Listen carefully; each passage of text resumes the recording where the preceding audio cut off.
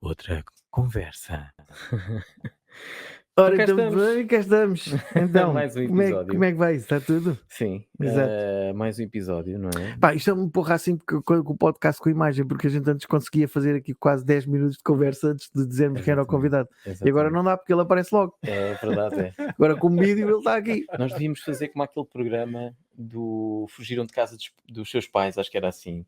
O Bruno Nogueira e o Miguel Esteves E o Miguel Cardoso. Esteves Cardoso, sim. Que era uma coisa assim, Que eles estavam entrava- a conversar. Era o Miguel Esteves Cardoso, estava a falar e entretanto entrava uma pessoa. Sim, normalmente era quando Assim, à toa. havia um momento em que o assunto propiciava e aparecia assim um convidado do nada e começava a falar sobre o tema também. Mas sem dizer nada, sem dizer boa noite, nem olá, então, Sim, nem nada, sim. assim. Não Como havia se uma já estivesse lá a apresentação. fazer parte da conversa. Se calhar estava. Pois, mas pronto, nós parecemos diferente, não vamos fazer isso. Não, mas era não. uma boa ideia. Era. Portanto, Fica para a próxima. hoje temos cá João Ramos. João Ramos. João Ramos. Para quem não conhece, João Ramos. Olá. Olá. Olá. Olha, João, para quem não te conhece, tirando nós. Ninguém. Não, há muita gente Ninguém. que conhece. Os teus alunos Os conhecem, meus filhos. os teus filhos, a tua Espero eu. família, Uhum. os teus alunos, os teus Sim. colegas de trabalho. Portanto, diz tu quem és nesta vida. João Ramos. É para sei lá. Quantos anos? Pai, 30? Não. Tenho Mas- 45. Foi o que eu disse, mais ou menos. Pronto. Mais ou menos. 3 filhos. Dou aulas de guionismo. Dedico-me à música também. E tu convenceste-me a vir para aqui, não sei como. Isto é, sabes o que é? Isto é uma espécie de chamamento da sereia. Este podcast é mais ou menos assim. As pessoas passam por aqui ou cruzam-se connosco e de repente é pá, tu tens que lá ir ao nosso podcast. Tu tinhas umas coisas Mas fixas para falar. sabes que o João apanhou logo quando foi o da. Quem é que gravámos? Foi a primeira Ele Maria disse-me há no pouco sofá. falou da Maria Campos. Há pouco ele disse-me, confessou, Que Ele confessou ele que teve viu ali a ver. às escondidas da família, ele viu um episódio. Foi o da Maria Campos. Vi sim. Sim, mas Verdade. no dia que nós gravámos, Uhum. ele tinha tido. O Vasco teve aulas. E o João esteve aí sentado, e estava sentado no sofá, ainda gravámos ali daquele lado, com o sofá ali, e ele esteve ali a ver, tal, interessante e tal, ficou ali com o bichinho, ficou ali a olhar para aquilo, ficou assim mesmo, isto é capaz de ser interessante e tal, e coisa. Já não me lembro, quem foi primeiro, foi a Maria ou foi o Miguel Nogueira? Foi a Maria. Foi a Maria? Foi a Maria, sim. Pronto, eu acho que foi nesse... Aliás, nós depois convencemos o Miguel, porque ele viu também o da Maria e disse, ok, Exatamente. nós conseguimos ser pessoas decentes e portanto, ok. E já nessa altura, portanto, ele trazia o Vasco para vir às aulas, e ele já ia vendo, porque normalmente àquela hora era a hora que eu começava a preparar as coisas todas para montar para o podcast. E ele foi acompanhando disso estes últimos. E começou a ficar ali o bichinho atrás da orelha, a pulga atrás da orelha, porque eu já tinha percebido que havia ali algum interesse também da tua parte. Eu disse, vou ter que Eu convidar. até quase que diria, assim, um bocadinho estive a falar com ele agora e as perguntas que ele me fez do podcast, eu quase que aposto que ele até já pensou em fazer um podcast. Não. Não? Não? Mas não tens vontade? Não. Isto não te chama? Não te chama? Eu organizar e montar os materiais. Não estou a falar disso. Não. estou a falar disso. Fazeres mesmo tu o podcast. Sim. Ou seja, pronto, imagina que agora a gente dizia, olha, a partir de agora tu és o apresentador do podcast. Flop. Olha, Porquê? Isso também é uma ideia, mais uma daquelas, que é fazer episódios com apresentador convidado. Exatamente. Não sei como é que isto era, mas isto ainda dá uma coisa. Olha, Sim. eu gostava de fazer uma pergunta. Eu sei que tu és guionista e dás aulas de guionismo. E a primeira coisa que eu pensei quando soube disso, e pode parecer uma pergunta muito estúpida, mas isto ocorreu-me, não me perguntes porquê, que foi assim, o que é que o João achará do novo acordo ortográfico? Não tens opinião? Tenho. Eu acho que a língua vai evoluindo, inevitavelmente, e as pessoas ficam com muita coceira quando há novas formas de escrever as palavras, mas é uma lei da vida.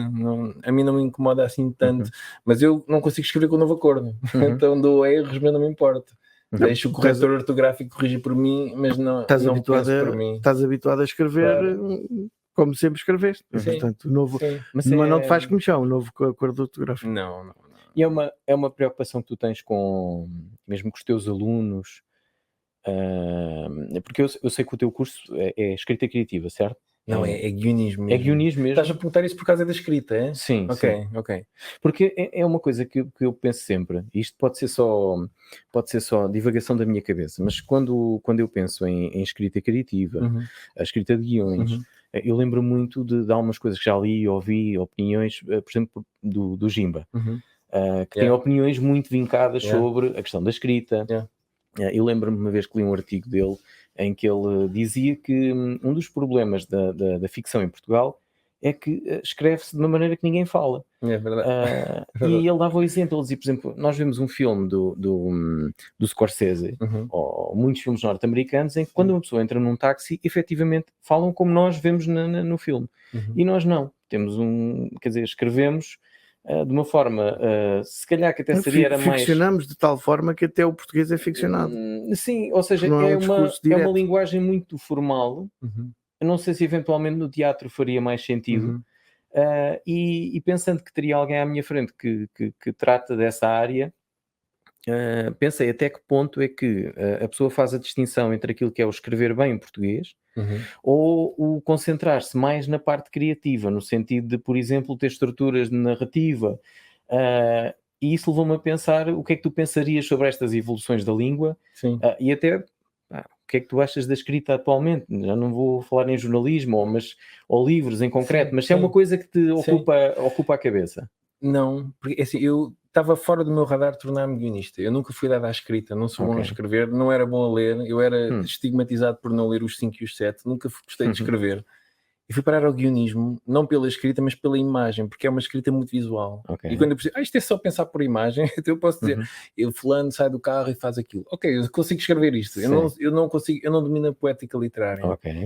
E o problema é que muita gente começa a escrever para a imagem com a bagagem da literatura. E não tem nada a ver. Uma pessoa tem que ser completamente despojada a escrever para cinema ou para televisão e usar a imagem. Usar a imagem para contar a história. Para contar a história. Isso é quase como escrever para banda desenhada, não é? É um bocadinho uma escrita muito despojada, muito... não está na ribalta. É uma escrita completamente invisível. Ou seja, serve a imagem, não é o contrário. E tem que usar a imagem para contar a história. Normalmente os guionistas gostam de usar o diálogo para contar a história. E a vida não funciona assim, o cinema não funciona assim. Precisa, é a imagem que conta a história primeiro e depois o bom diálogo surge porque a imagem já disse uma série de coisas que as pessoas gostam de ver, a forma como o personagem está vestida, como ele entrou no carro e depois complementam-se, não é? Sim. Aquilo basicamente é saber complementar. É mais do que complementar a imagem, é o início. O cinema mudo, não é? Só começou a haver guiões 30 anos depois do cinema. O cinema mudo estabeleceu logo a linguagem toda. Era possível contar histórias sem recorrer aos diálogos. Sim. E os bons filmes têm que prestar a homenagem a essa linguagem e ser capaz de contar a história sem uma ponta de diálogo. E é assim que os diálogos são interessantes, é quando não precisas deles. Eu falei uma vez com um tipo que dedica parte da vida dele à banda desenhada e o contacto que eu tive com ele tinha um bocadinho a ver com a questão da escrita, exatamente.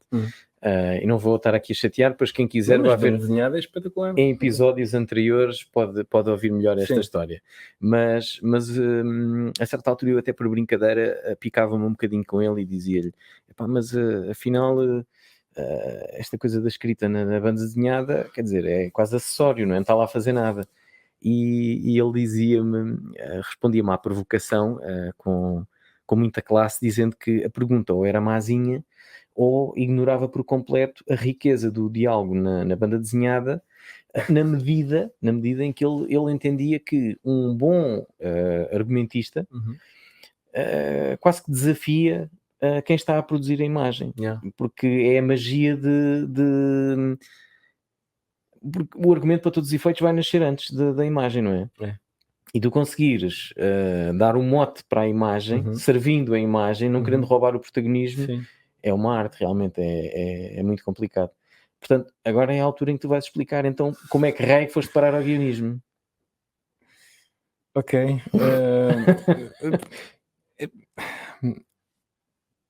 Eu era suposto ser músico. Pronto. Isto foi um erro de cálculo. Exato. Aquelas coisas que acontecem. Eu estava na escola secundária e estava completamente farto daquilo, não fazia sentido nenhum. Eu passava imenso tempo na câmara escura, no tempo em que as fotografias eram reveladas com líquidos, que ele era espetacular, era uma experiência espiritual. E batia. Aqueles químicos todos. Tu estavas em que área do secundário já agora? Eu estava em artes porque não sabia o que havia de fazer. Pois eu estava a perguntar porque eu também passei pelo curso de artes e fazíamos muito essa questão da câmara escura e era giro porque até fazias imensas sobreposições de matérias para tirar aqueles efeitos. Era espetacular. E pronto, mas já tinha começado a ter aulas de música, adorava música, tinha bandas e achei que, ok, vou ser músico, mas não estava a ver a minha família a bater palmas com essa ideia. E ninguém foi fazer os testes psicotécnicos e aquilo dava tudo música e a senhora disse, pá, pronto, já percebi que estás aqui a inquinar o teste, ok. E eu achei, ok, pronto, gosto de fotografia, pronto, vou experimentar fotografia, meto a música num bolso, está garantido, e vou experimentar outra coisa nova, why not? E fui tirar um curso profissional de audiovisuais e depois tinha os professores a dizer, vai ver filmes e escreve-me um relatório. Pá, fixe, trabalho para a escola a ver filmes, fixe, achei fixe. Mas isso ainda no secundário?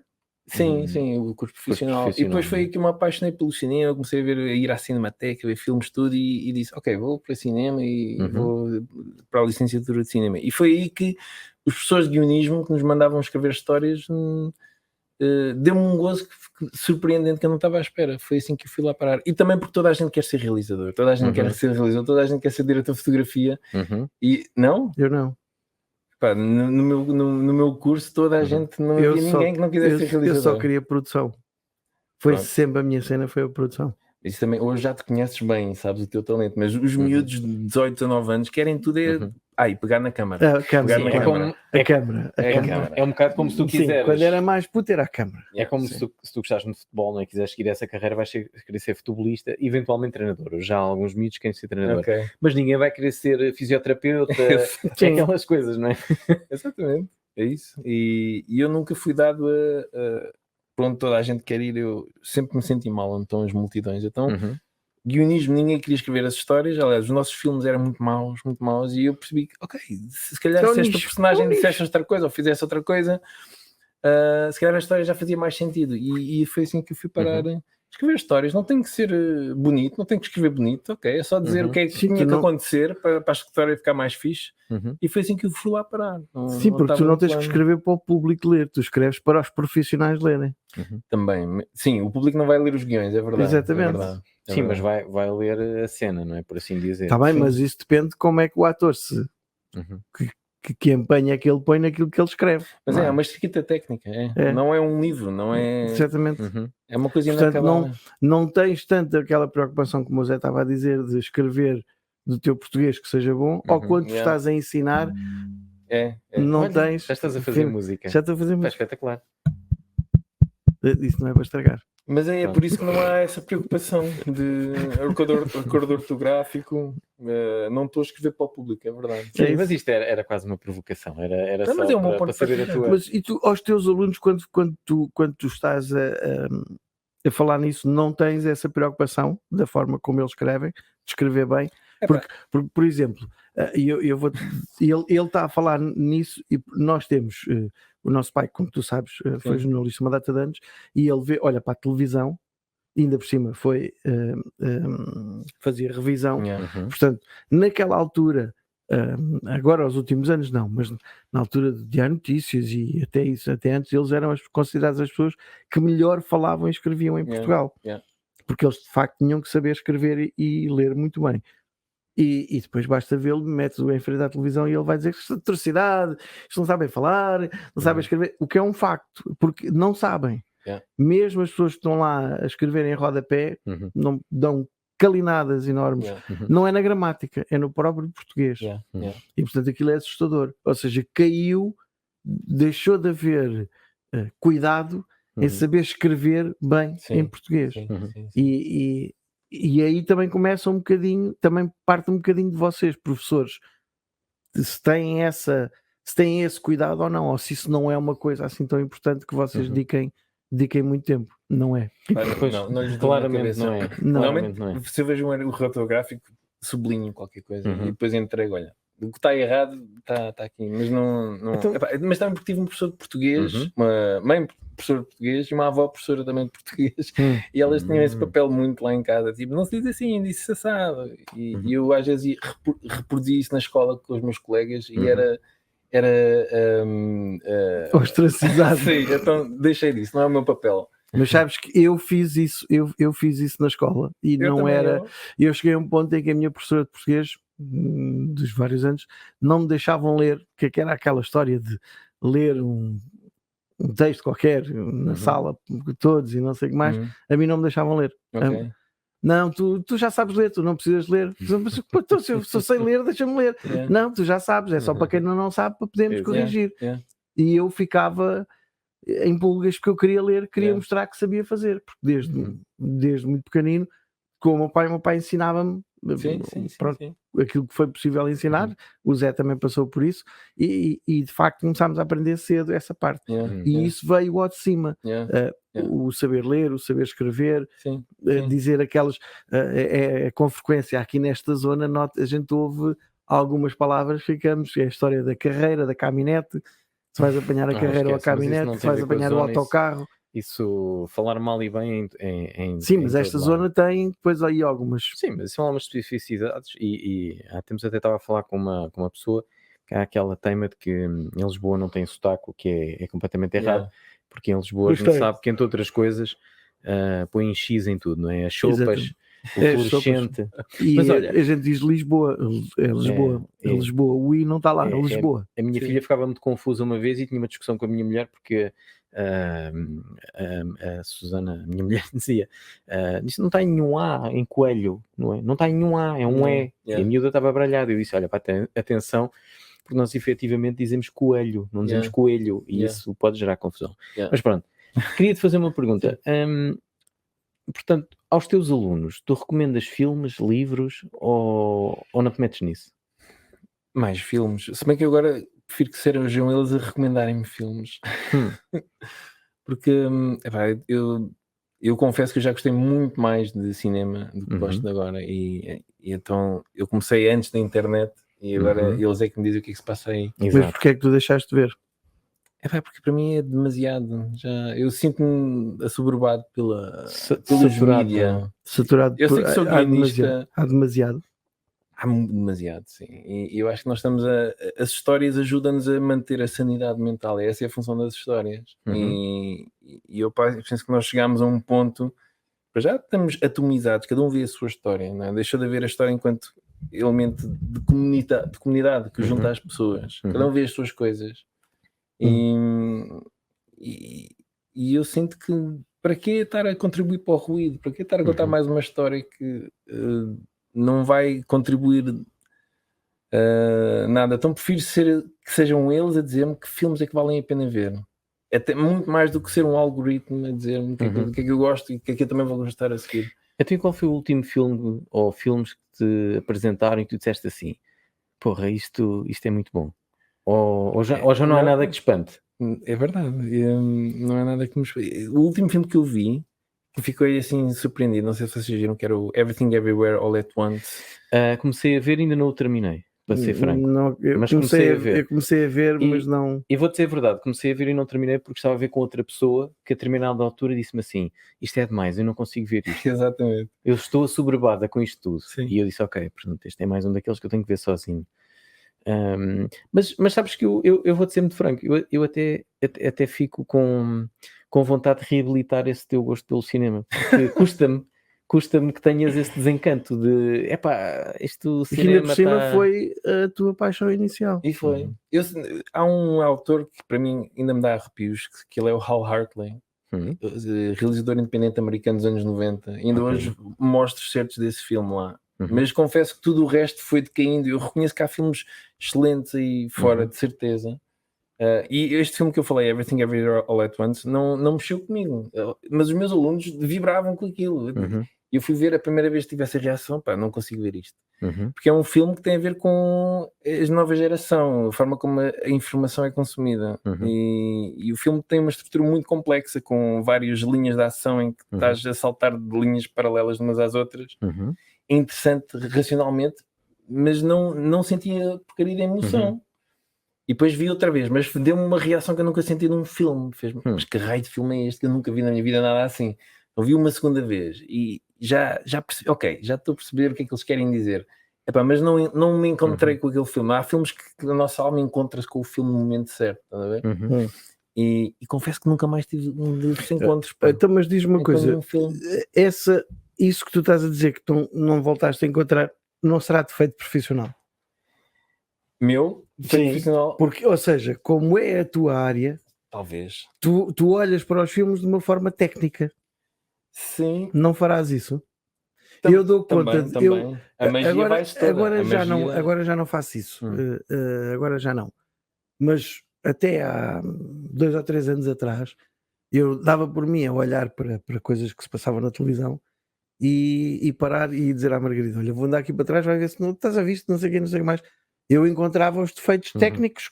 Defeitos. Passam, escapam. Ninguém fez de propósito. Mas eu olhava para as coisas só com um olhar técnico e não via, não tirava proveito daquilo que estava a ver, estava à procura da falha. E isso é muito afleiro. E isso é defeito técnico, isso é um defeito profissional. E eu comecei, cheguei a um ponto e disse: assim não vou conseguir usufruir daquilo que estou a ver. Por mais parvo e mal feito que seja, eu tenho sempre a opção de mudar. Se é mau e eu não estou a gostar, mudo o canal. Isso é a coisa fantástica na televisão, é que tem botões para mudar e até tem lá um para desligar. Isso é ótimo. João, eu já percebi que a gente não vai amassar mais com o cinema. Vamos massacrá-lo. Quero só deixar uma sugestão já agora, se me permites. Uma série que está na Netflix. O Netflix, se nos quiser patrocinar também, nós estamos disponíveis para receber patrocínios, contribuições em vários em géneros, nomeadamente. Mas Netflix só até ao final do mês de junho. Ok. Porque a partir de julho já não pode ser, porque estamos em conversações com a HBO. E portanto agora é Max, agora já não é HBO. Mas qual é? A sugestão não é um filme, é uma série, é uma minissérie. Sim. É uma minissérie. Podia fazer várias sugestões, mas faço esta e vou-te explicar porquê. É uma minissérie que é baseada num livro e num filme que já foi lançado com, acho que o protagonista é o Matt Damon, se não estou em erro. Nesta série não é. É uma coisa chamada Replay. Eu não sei se já terás tropeçado no nome. Sim. E eu vou dizer porque é que faço esta sugestão. Porque é um bocadinho, está no extremo oposto do Everything, Everywhere, at Once, qualquer coisa, como se chama o filme. É um filme, eu comentava com alguém que tem um filme, eu chamo-lhe um filme porque aquilo é um filme autêntico. Eu acho que eles partiram aquilo em episódios, porque estamos a falar de 8 episódios com cerca de 1 hora cada, portanto, teria de ser uma trilogia para aí. Eu acho que é muito interessante nos dias de hoje ver aquela série. Primeiro, e pode ser clichê, porque agora de vez em quando isso aparece, é filmada a preto e branco. A fotografia é de facto muito bonita e é filmada de uma maneira que hoje em dia já ninguém filma nada, que é cenas longas, que é uma coisa que já não existe. Não é Manuel de Oliveira, mas é o contrário daquilo que nós estamos habituados no cinema e na indústria norte-americana, sobretudo, que é planos. Portanto, há cenas longas, há diálogos, se calhar às vezes demasiado complexos para o seu próprio bem do ponto de vista comercial, mas a riqueza de, por um lado, sim, a forma como a narrativa é construída, as interpretações que são francamente muito boas. Já agora entra um ator, atriz, qualquer coisa, eu não sei definir, tenho dificuldade em definir, mas portanto estamos a falar da filho do Sting, que entra e também faz um papelão. Mickey qualquer coisa. Não me recordo. Sim, ela nasceu rapariga, não é? Sim, mas eu não sei se defino com um género em específico e nem sequer me vou alongar nesse tema porque eu sinceramente não. Mas Replay, filmado a preto e branco, filmado de uma forma que eu acho que já não se filma nada hoje em dia, que é um regalo para os olhos em termos de fotografia. Tudo se passa numa cidade que efetivamente não existe, é fictícia, mas que as imagens são todas baseadas em alguns cenários de Itália, nomeadamente em Nápoles. Tem imagens lindíssimas. O próprio desenvolvimento da história tem contornos muito, muito bons, coisas fantásticas. E, sobretudo isto, é filmado tudo é filmado de uma maneira que já não se filma nada hoje em dia. Portanto, no fim, tu podes ver e dizer-me assim: pá, tá bem, mas eu já vi coisas iguais, ou isto é uma cópia de filmes dos anos 50, ou Hitchcock, ou o que tu quiseres.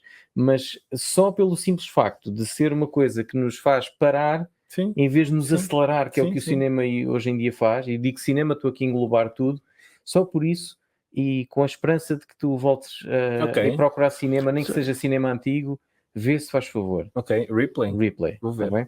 Agora, já agora, deixa-me só. a escola britânica de cinema é um bocadinho assim, até das séries. É muito mais lento que a americana, que o conceito americano, cinema ou série. Né? Eu aqui, quando falo do americano. Diálogos maiores, mais ricos em.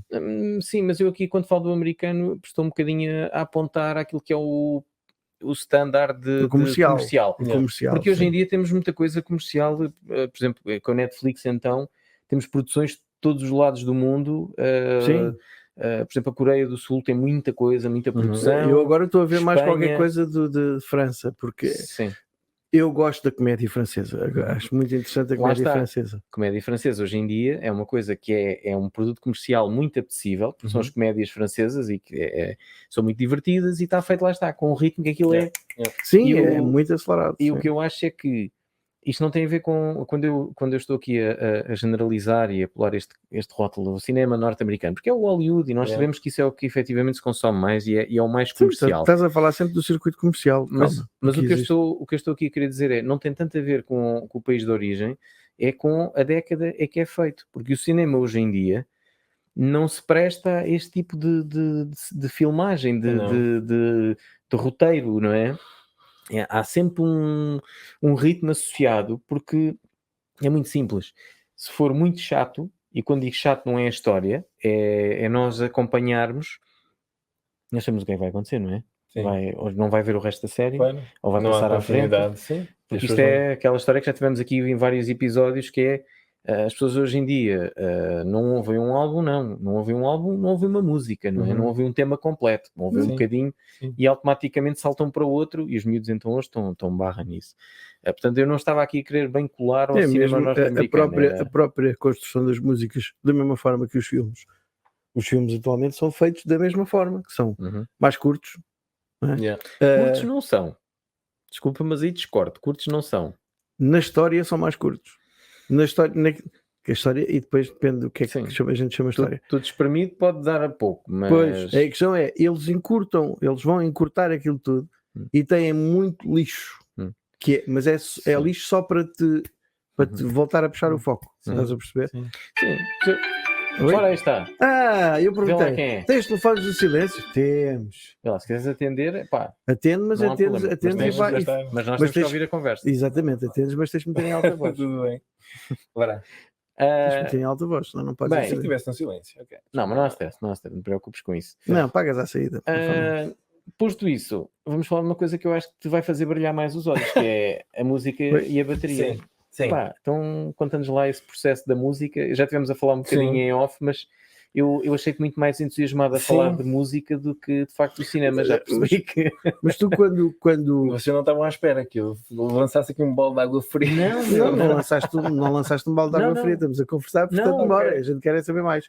Como vês, eu até tive que deitar fora os apontamentos todos. É verdade, ele tinha aí.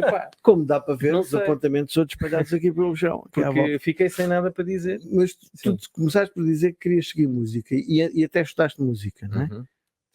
Mas estudaste música ou depois algum instrumento em concreto? Porque tu tiveste uma banda. Tive várias bandas. E tocavas o quê? A partir dos 11 anos comecei a ter aulas de guitarra e teve rock, obviamente. Sim, claro. Malta quer tocar isso com essas idades. E tocavas só guitarra? Guitarra, baixo e bateria, que é aquilo que toda a gente quer tocar quando está numa banda de rock, pop. E cantar. E também cantei, sim. Pronto. E qual dos três instrumentos, qual era aquele que mais... Eu era guitarrista, ainda sou guitarrista, tenho lá as guitarras em casa. E o facto de agora ter tido filhos e fui tirar o pó às guitarras e pus lá só para fazer parte. E eu já o ouvi tocar guitarra, ele toca muito bem guitarra. Eu há bocadinho ouvi um bocadinho, até fiquei para alguém que vinha a dizer que dá música e tal. Por isso, agora a pergunta dele, depois disto tudo, a vida dá esta volta toda, tu vens com o teu filho, trazer o teu filho para as aulas E depois? E foram os filhos, foi o filho, o Vasco, né, que tem 8 anos, que ele começou a pegar nas minhas guitarras lá em casa e a ter muito jeito, e depois que também queria experimentar o saxofone, eu também já toquei saxofone, e então vamos lá por isto a ter aulas de guitarra, porque uma coisa é eu ensinar-lhe nos acordes, outra coisa é ele ter um compromisso com o professor, que é, acho que você aprende mais. Epá, eu acho que eu fiquei com o bichinho de epá, se ele está a aprender, eu também quero aprender. Ó João, confessa lá, ficaste com inveja. Isso não é um bichinho, ficaste com inveja, pá. O Claro que miúdo fiquei. é que está a curtir, não sou eu. Não, e porquê é que eu não te posso curtir também? Claro, Então, a cena é claro que essa. sim, claro que sim. E eu acho que o regressar à música tem a ver com eu sempre fui muito mais feliz na música. A comunhão que há entre músicos não se compara à comunhão que há entre uma equipa de filmagens. Foi isso que eu percebi. Um filme é bonito de se ver, certo? Mas a forma de se fazer um filme não tem nada de bonito, na minha opinião. As relações humanas não são nada bonitas, não são harmoniosas. E eu acho que a harmonia é uma coisa que faz parte. Preciso de harmonia na minha música, na minha vida. E a música providencia harmonia entre as pessoas, naturalmente. Eu adoro isto que vocês têm aqui montado, porque é um convite à harmonia, é um convite, pega numa guitarra, pega no ukulele, faz nascer harmonia, que eu acho que é isso que está a faltar no mundo, é harmonia. Não só na música, harmonia nas relações. E eu sinto que o Netflix o que faz é ruído. Por muito boas que sejam as séries, e é verdade, vou ver isso do Ripley, porque tu me estás a dizer, não porque um algoritmo disse, mas sinto que não há harmonia, a máquina não está a fazer harmonia, e precisamos de harmonia na vida. E nesta altura é essa grande necessidade que eu tive. Então, o Vasco, aulas de guitarra, ok, eu não ia ter aulas de guitarra outra vez, mas ele começou a dizer que queria aulas de saxofone também, e fomos ali ver não é concorrência, porque eles são uma banda filarmónica, ok? Não são, eles não são Escola de Juventude de Música de Mafra. Não é concorrência. Não é Além disso, concorrência. a outra música não tem concorrência. Pronto, Não, mas olha, não há concorrência, porque e esta coisa da concorrência é uma asneira, porque há espaço para todos. É preciso saber estar no seu espaço. Exatamente. Portanto, há espaço para todos, não há concorrência. E eu acho que a outra música tem que estar a fazer uma coisa, se calhar de uma maneira muito surreptícia, que é a juntar pontos, porque normalmente a malta vê, estes são os eruditos, estes são os rockers, estes são os poppers, estes são, não interessa, e isso é uma estupidez, tudo é música, tudo é música. Exatamente. E eu vejo essas pontes aqui, não é? Quando o professor de violoncelo está aí a ver o que é que o resto da malta está a tocar, eu também começo a ver o que é que ele está a fazer, é isso que faz falta na música, não é? Sim. Se há alguma coisa que a modernidade nos pode trazer, é cortar com estas barreiras estúpidas, e temos que nos harmonizar. Voltando ao Vasco, ele começou a ter aulas de saxofone e eu começo a ver, isto é para todas as idades. Então eu perguntei o que é que se pode aprender aqui, ou o que é que faz falta na banda, e disseram-me, olha, tuba, não há ninguém para tocar tuba, ou a pessoa que há está sempre a faltar. E eu disse, vamos lá aprender a tocar tuba. E foi assim, inspirado pela vontade do Vasco aprender música, me fez regressar à música. Numa vertente mais séria, porque eu sei ler muito devagarinho nas pautas, mas o facto de me comprometer com um instrumento como a tuba, não é? Implica um outro ensaboadela que eu achei, ok, então aos 45 anos vamos aprender um instrumento a sério, tocar com uma orquestra e nada me está a dar mais pica do que isso agora. E entretanto, como o Vasco continuava aqui a ver, quer dizer, eu estou a aprender tuba e está ali aulas de bateria. E entretanto foi o Raul, ligo já para a Maria Campos, vai já ter aulas de bateria. Isto foi uma conversa ali à porta, ali ao fundo, porque começámos a falar da história da bateria, não sei o que mais, e ele estava à espera da Diana, que tem as aulas de teatro aqui connosco. E eu disse, mas aulas de bateria, ligo já para a Maria. Pronto, liguei logo, Maria, uma aula experimental, só para ver e tal. João, está marcado, tal dia ou tal hora, bora. Pronto. Isto é também é aqui depois que eu entro, que é, se eu percebo que a pessoa está ali meio indecisa, e quando começo a ver, eu já tinha ouvido a tocar guitarra, portanto, já sabia que tu sabes música, sem dúvida. Não estou a dizer sabes música, não é sabes, não, tu tens música aí. Tens a música em ti, não é? Ele tem, porque ele não só já tocou guitarra, como já tocou contrabaixo, o contrabaixo o último que tivemos cá foi só afinal e começar a tocar, até pusemos o Vasquinho também a tocar contrabaixo em cima de um banco, e ele de facto tem-me dito sempre isso desde o início que ele tem vindo aqui e diz-me, gosto deste ambiente, vocês têm aqui porque o conceito é esse, os instrumentos estarem todos acessíveis a toda a gente, não é? Yeah. O conceito da outra música que dizia de músicos para músicos, o conceito é esse, que isso é o conceito do Nuno, foi ele que criou a outra música, o conceito é esse. Mas eu não me canso de dizer, eu acho que é muito mais do que isso na realidade, porque eu quando comecei a vir aqui também, e muito antes do podcast, eu dizia-me, agora estou lá, aquele projeto, não sei o quê, e eu às vezes vinha cá, e eu gostava especialmente dessa sensação de que isto não é um lugar reservado a músicos.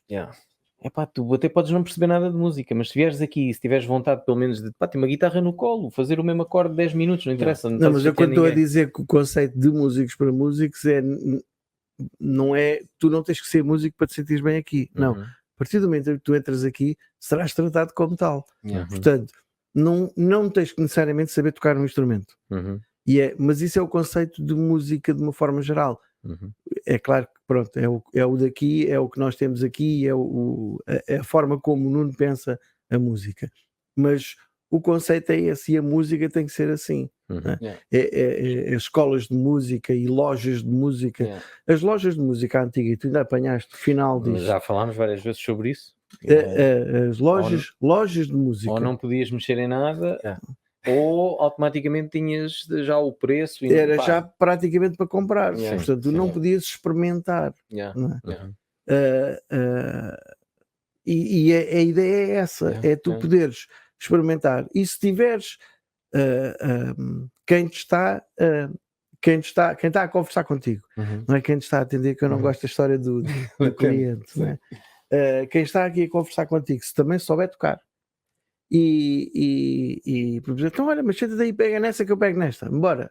Ou então, não sabes fazer, então, mas eu não sabes tocar, mas pá, aqui um ou outro acorde em cinto, olha isto, esta particularidade de fazeres isto ou fazeres aquilo, pronto. E isso era a mesma coisa que eu estava a falar em relação à minha mãe, ainda há bocado.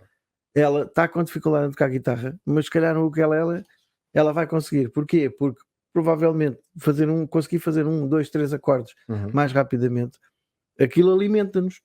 Nós conseguirmos pegar num instrumento e fazer qualquer coisa, isto alimenta-nos. Alimenta a alma, é verdade. E eu disse, da mesma forma que já te disse isso mais que uma vez, volto a repetir.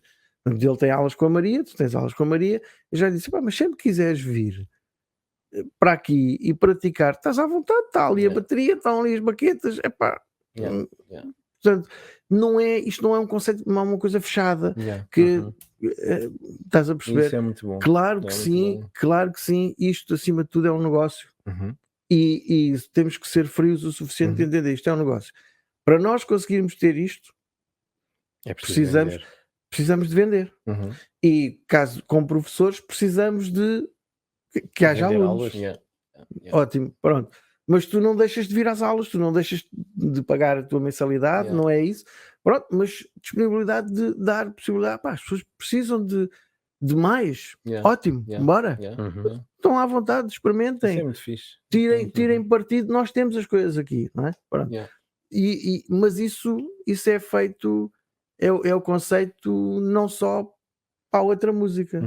É o conceito, isto só é possível fazer da mesma forma que até o próprio podcast é possível fazer, porque a nossa forma de estar também é exatamente essa.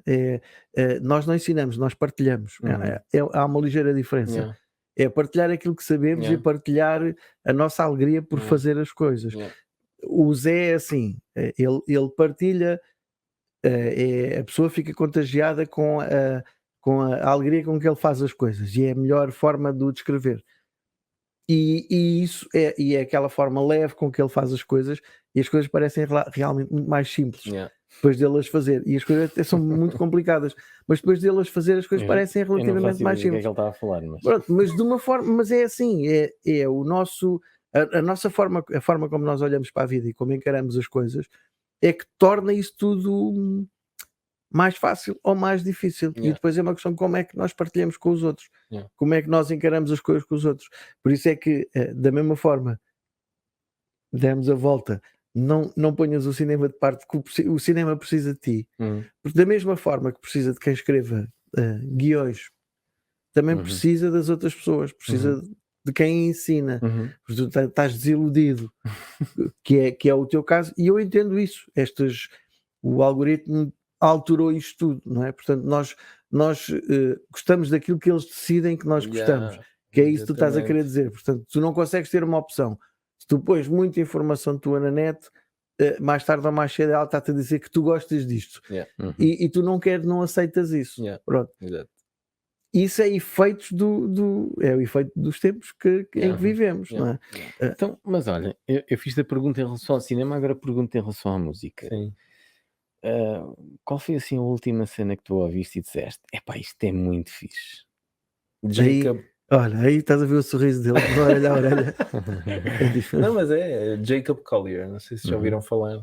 É um miúdo. Aliás, já ouvi falar e eu acho que até foste tu que me falaste nele, mostraste aí algumas coisas. E é fixe porque não foi o algoritmo. A Maria Campos falou-me de um baterista que ela gosta, eu fui ver ele a tocar uma banda que é o Snarky Puppy e vi que ele era convidado, Jacob Collier era convidado nesse vídeo que eu vi. Para quem não sabe, queres explicar quem é o músico, o que é que ele toca? Ele toca tudo. Ele é um miúdo de 30 e tal anos, Isso é muito irritante. britânico. Não, mas ele é contagiante. Não, mas é irritante, pá. O gajo toca tudo e toca bem, ainda por cima. Mas ele é contagiante. Ele não é nada exclusivo. Ou seja, aquela onda de eu sou um grande instrumentista, não é nada. Ele faz exatamente aquilo que eu acho que eu sinto que eu estou aqui a transmitir, que é o mundo precisa de harmonia. Todos nós. E ele convida as pessoas a cantarem, ele faz partilha. Ele partilha. E eu acho que eu tenho associado... há uma sincronicidade da vida. Eu ter conhecido aqui este projeto vosso, os miúdos terem querido aprender instrumentos, eu voltar à música, eu conhecer o Jacob Collier e aprender tudo ao mesmo tempo, diz-me que é um sinal. Mas pronto, eu adorei esse miúdo pelo contágio que ele provoca nas pessoas e ele de certo concordará com a ideia de que a música tem um lado espiritual e importante nas relações humanas. Sabes que é muito curioso, eu costumo dizer, estás a descrever a música, o lado espiritual da música. É muito interessante, é como tu dizes, parece que é uma coisa que para mim está a fazer muito sentido, e porque eu gosto muito de ir a concertos, gosto muito de ver concertos, e tem a ver com duas grandes razões. Naturalmente gosto de música, não é? Mas, por um lado, considerando-me uma pessoa mais contida, eu gosto da sensação que a música ao vivo me provoca, de libertação. E por outro, porque eu falava há tempos sobre isto com uma pessoa e dizia-lhe, eu sinto quase que é uma experiência espiritual quando eu estou no concerto. Eu consumo muita música em casa, mas ao vivo... provavelmente tem mais a ver, lá está, com a comunhão de estarmos ali todos para aquilo, do que propriamente pela mensagem, que nem sequer estou a referir-me a nenhuma mensagem concreta, porque estou a falar de música, pode ser jazz, pop, ou ouvir uma banda de metal. Mas há qualquer coisa de espiritual na música, e pronto, isso até acho que há até um lado físico da música que provoca-nos sensações, não é? Acho que a ciência já estudou isso tudo, mas sim, consigo perceber isso estás a descrever nessa medida, que é realmente a música tem muito mais de aglutinador do que, e se calhar até não se entendeu o mesmo, consigo perceber o que sentes em relação ao cinema, na medida que ainda por cima hoje são tantos os críticos de sofá, não é? E há hoje em dia uma grande polarização até sobre o que é que se deve consumir. Não é o que é que as pessoas gostam, é o que é que se deve consumir. Eu acho que não devia haver isto, eu acho que devia haver aquilo. E na música, pronto, nós sabemos também há muita rivalidade de muitos géneros, mas há um efeito mais aglutinador, não é? Mas nós vemos os festivais, apesar do pessoal não ter dinheiro, felizmente continuamos a ver muita gente a ir a ver festivais e a concertos. E tens festivais em Portugal de muita qualidade e que começa... não de agora, mas agora começa a ter uma grande procura de estrangeiros que vêm especificamente para vir cá a esses festivais com muita qualidade, porque depois juntas não só a qualidade dos músicos, qualidade da organização e a segurança, que é uma coisa muito importante. E começas a ter festivais já com uma dimensão muito grande, com grandes nomes, e a teres muitos estrangeiros a virem cá só por causa dos festivais. Sim, isso é ótimo. Isso também pode ter um bocadinho a ver com uma coisa que nós hoje felizmente não sofremos, que é nós já passámos muitos anos isolados, não é? E hoje em dia, felizmente, Portugal faz parte do roteiro de muitas bandas e, portanto, há muitas bandas a virem cá e é natural até que recebamos muita gente de fora, da mesma maneira que durante muitos anos nós íamos lá fora para ver bandas que não víamos cá. E que não vinham cá. Exatamente. Mas fico aqui também a pensar se no meio disto tudo, ok, já percebi que em casa está tudo a preparar-se para estar fluente nos instrumentos. Eu acho que eles vão fazer uma banda. Não, mas eu já dei comigo a pensar, mas espera lá, este rapaz qualquer dia está aí num palco qualquer a tocar e nós vamos poder ver. Isso é uma coisa que está mais próxima de acontecer? Isso vai acontecer. É? Não pelo palco em si, mas pelo facto de estar a tocar com outros músicos. Eu quero tocar com pessoas. É a forma que eu quero relacionar-me com seres humanos daqui para a frente. É tocar música. Sim. Ou seja, tu, senhores de onde ele trabalha, agora vão ignorar o podcast por instantes, mas tu, se pudesses neste momento, dedicavas-te à música. Sim. Só que infelizmente ainda não consigo viver da música. Ainda vivo da minha outra escolha que fiz aos 18 anos para aí. Muito bem. Olha, sei que não é fácil, mas eu não sei se é um tema que te incomoda abordar, se for também me diz e nós passamos para outro, mas tu falaste-me há pouco de uma coisa que achei curioso, homeschool, ensino doméstico. Isso é isso tem a ver com que tu achaste que podias trazer um valor acrescentado aos teus filhos ou porque há aí alguma desilusão com o ensino em Portugal? O que é que se passa aí? Isto é uma luta minha. Então, eu odiei a escola. Eu acho que muita gente... Quer dizer, eu odiei os primeiros anos de escola. O 7º, 8º, 9º, 10º ano foram espetaculares. Mas acho que a escola não é boa por absoluto, não é? A escola às vezes é boa, outras vezes não é. Às vezes é um bom professor, outras vezes não há. Não é a escola, são os professores que poderão ser bons e que nos... E os colegas. Eu acho que... eu tive filhos e senti que vou fazer exatamente a mesma coisa. Eu lembro-me de não querer ir à escola. Lembro-me, se calhar a malta esquece que não queria ir à escola. Eu lembro-me que não queria ir à escola. Se calhar não sei. Mas custou-me simplesmente fazer o que toda a gente faz, que é simplesmente pôr os miúdos na escola. Isso dava um outro podcast. Eu não quero... não, mas é central. Ou seja, eu sou capaz de adiar a música pelos miúdos. Enquanto eles me disserem não queremos ir à escola, ok, então vamos aqui arranjar. Então o que é que queres fazer da tua vida? Também gosto de incutir neles, ok, então o que é que queres fazer? Eles, ficam assim um bocadinho abandanados, mas já foram à escola. Eles já foram à escola, experimentaram. Eu é que dou sempre a opção deles não irem à escola. Não, mas em relação ao estudo em casa e ao homeschool, eu percebo de alguma forma trazem alguns encantos, se calhar com o modelo escolar, mas e havendo hoje até muitas alternativas, mas hoje não, isto já acontece há muitos anos, o movimento da escola moderna, não é? Com o trabalho por projetos, porque estavas aí a falar, o que é que tu queres fazer, é um bocado a perspectiva do movimento da escola moderna, não é? Tentar pôr os miúdos a decidir o que é que querem aprender, pois à volta disso dão-lhes as bases que precisam para chegar onde querem. Mas eu confesso que tenho muita curiosidade em saber como é que se gera esse processo, porque tu tens acesso a conteúdos, aos programas escolares, como é que isso funciona? Não faço ideia. É muito difícil gerir, para já, porque eu e a Laura temos compromissos profissionais, ambos somos freelancer, o que ajuda, mas é difícil. Obviamente temos acessos. A questão é que é assim, eu acredito na aprendizagem completamente autogerida. Somos nós. Desculpem. Eu pensei que estivesse no silêncio. Não, eu acho que é melhor atenderes agora. É a Laura. É a Laura. Eu disse que isto terminava às 10h30. Pronto. Que horas são? Não sei. São 10h50. Pronto. Pá, mas liga-lhe. Então, mas atende. Liga-lhe, vai. Este é para os bloopers. É para os bloopers. Tá bom. É a gestão familiar. Mas eu pensei que estivesse no silêncio. E está. Deixa, mas tem assim, já tocou 2 vezes, pode ser que não toque uma terceira. Não, já tocou 2 vezes, vai tocar uma outra. Então, mas só para rematar essa questão do ensino em casa, como é que se processa em termos práticos? Ok. Para já, imagino que na escola não seja um processo Não é nada Não foste contactado pela uma assistente social a dizer se estás a raptar os ainda miúdos não. ou assim? Oficialmente, aos olhos da lei, nós temos que estar matriculados à mesma na escola, ok? E a única coisa que eles abrigam, e isto é legal, está na lei, só que as pessoas não sabem, as pessoas têm a ideia que é obrigatório ir à escola, e não é.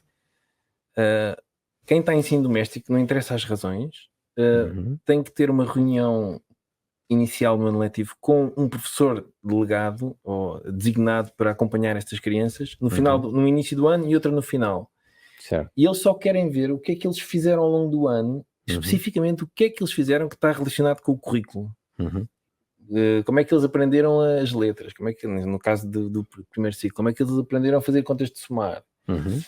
E o meu trabalho, que eu sou o responsável, eu tenho que mostrar que, olha, eles vão quando vão comigo ao supermercado, eles querem comprar coisas, eles têm que contar o seu dinheiro, ou seja, eu tenho que mostrar provas de que eles estão a aprender.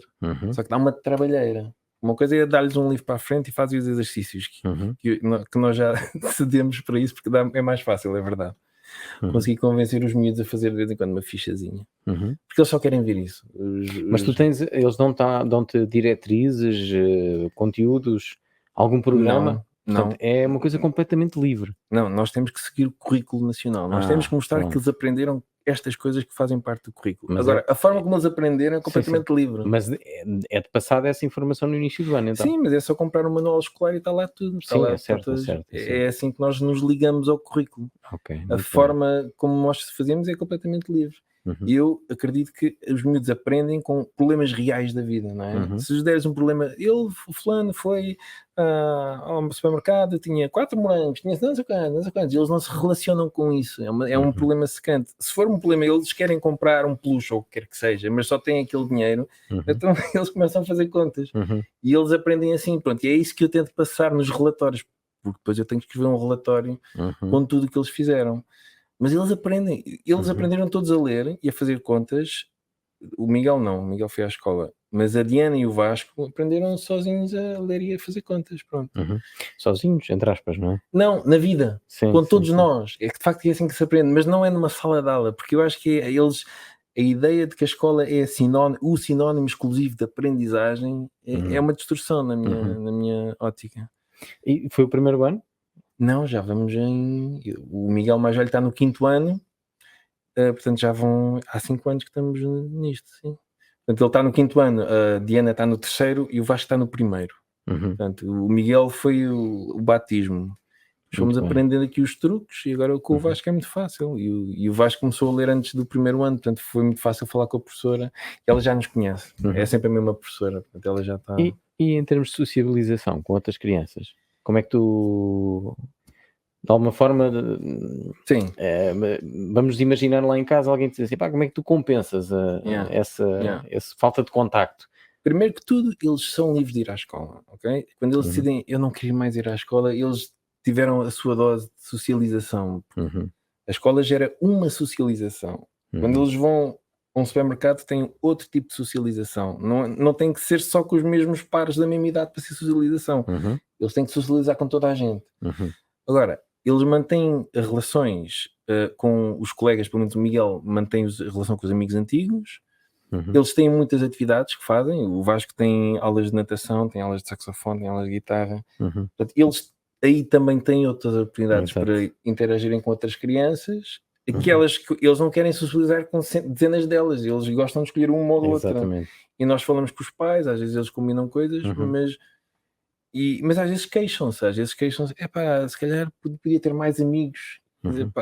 Infelizmente as crianças estão todas na escola, por isso se quiseres ter mais amigos podes sempre voltar para a escola, não precisamos aprender. E eles põem os pratos na balança, não, acho que estou bem assim. Mas as outras atividades todas eles acabam de estar em contacto com a Diana aqui nas aulas de teatro, não lhes falta é ali crianças uma vez por semana ali de sala cheia. A Diana está muito nesse aspecto, eu não me preocupo. É uma preocupação de facto, não queremos fechá-los numa redoma, mas a Diana está ali com miúdos e chega-lhe perfeitamente. Ela não quer mais essas 2 ou 3 miúdas que ainda guarda da escola. e convidam-na para ir às festas de aniversário e ela convida elas para ir. Portanto, as boas amizades ficam e eles não são forçados a estar todos os dias com numa todos. sala de aulas. Sabes que isto é curioso, porque eu estou a ouvi-la falar e estou a pensar naquilo que eu costumo pregar em relação às questões do teletrabalho. Porque eu trabalho essencialmente em casa, faço gestão de minha equipa e tenho-a essencialmente em casa, e isto é um tema que vai sendo recorrente. Os problemas das pessoas estarem a trabalhar em casa, que depois não interagem, que não há socialização, que estão fechadas em casa. E aquilo que eu vou dizendo a questão é que nós estamos sempre a atribuir o contacto com outras pessoas exclusivamente ao local de trabalho. E eu o que vou dizendo é, eu continuo, e eu até sou um bocadinho, fujo um bocadinho às vezes ao contacto com muita gente, mas eu tenho necessidades sociais como todos nós temos, de interação social. E o que eu fiz foi, eu substituí por outras.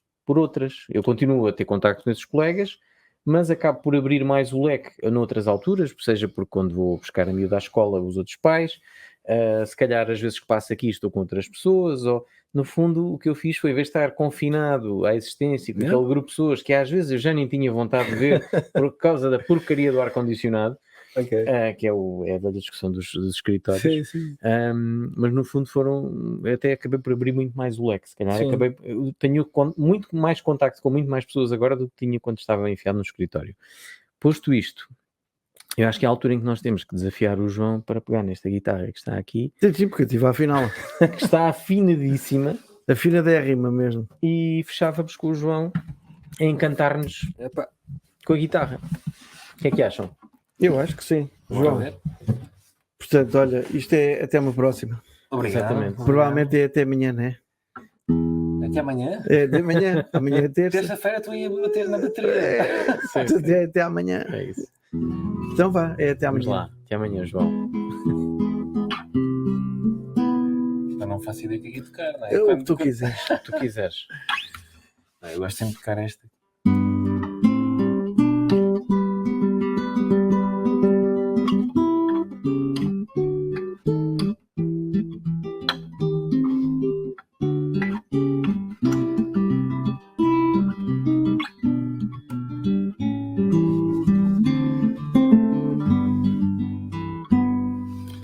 Só não canto. Mas encantas. Pronto. Obrigado, malta. Podeis parar.